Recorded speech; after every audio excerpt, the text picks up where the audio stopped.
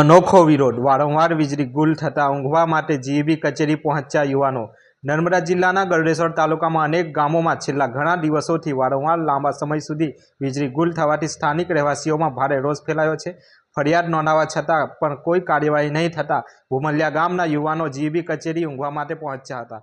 શું થયું આવો જોઈએ વિડીયોમાં।